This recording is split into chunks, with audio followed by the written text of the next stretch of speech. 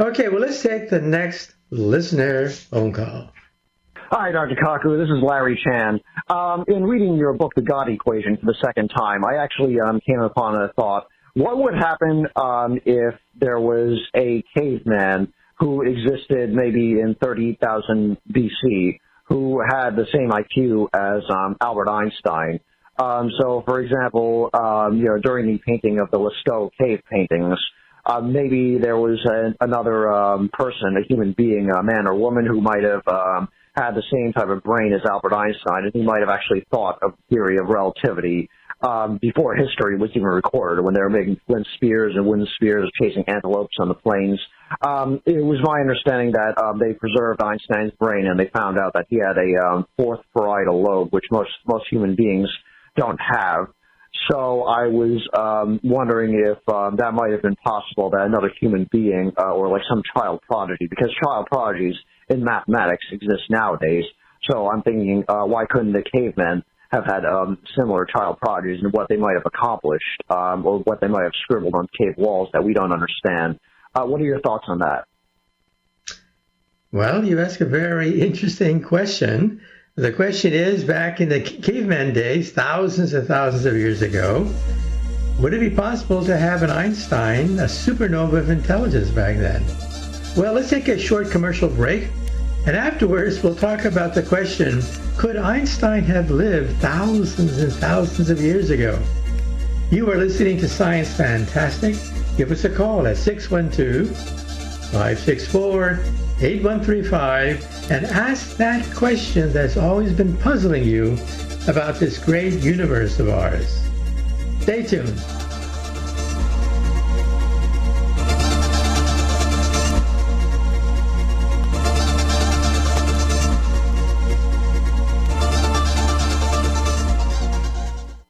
Do you have brain?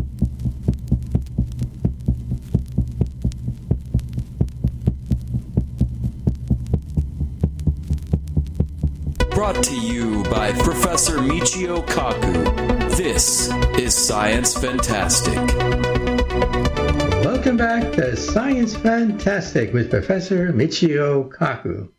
If you want to get on the air and ask a question, give us a call. The number to call is 612-564-8135. Well, we had a call coming in saying that, well, if Einstein had been born 30,000 years ago, when we all lived in caves, could he have discovered relativity way back then? Well, chances are probably not, but let's break it down. First of all, Einstein's brain has been preserved.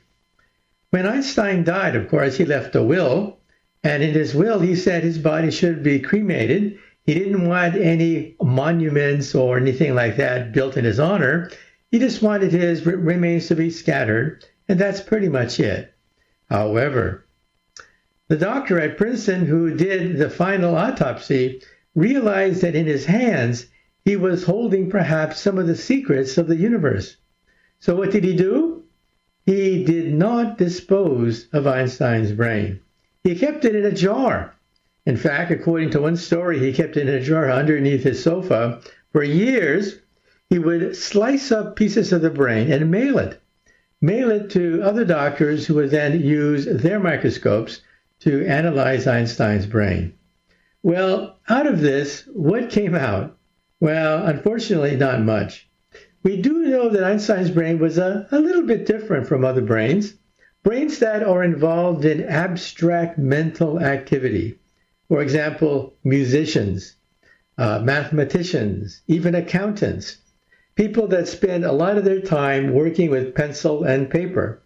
They have a thickening in certain part of their brain.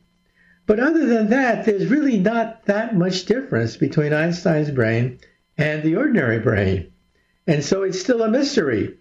The mystery is the secret of intelligence. Is that locked up somewhere in Einstein's brain, what's left of it? But then there's another question. Could Einstein have been born 30,000 years ago? Well, the answer is probably no, because we forget the fact that Einstein and Newton and all the great geniuses of old, they were like supernovas, but they came from a background which was already established. Back then, in the caveman days, people didn't have pencils. They didn't have erasers. They could barely count. There was no mathematics and algebra to speak of. And you have to build on that in order to create something new. Now, Newton, for example, created calculus from scratch, which is amazing. Think about that. The laws of motion from scratch and the mathematics from scratch. That was a tremendous achievement. But realize that Newton had access to paper, pencil. He had access to trigonometry. He was able to talk to other scientists. So could a Newton or an Einstein have existed hundreds, thousands of years ago? And the answer is, I doubt it.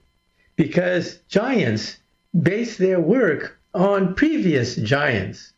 As Einstein once said, if he's seen a little bit farther than others, it's because he stood on the shoulders of previous giants. And so to answer your question, I doubt it.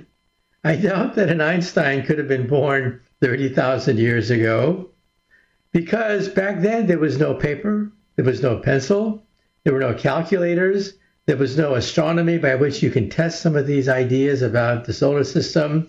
It was just a bunch of scavengers, drifters going from place to place.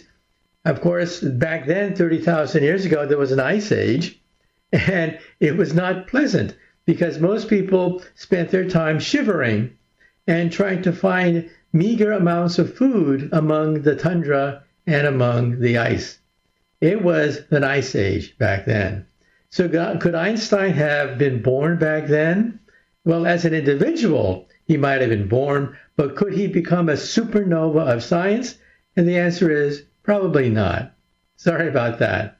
Even great geniuses like Newton and Einstein have to depend upon the work of thousands of other people before them that created pencils, papers, arithmetic, geometry, trigonometry. And so a supernova like Einstein, yes, they happen once every 100 years or so. But on the other hand, could they pop up everywhere? And the answer is probably not.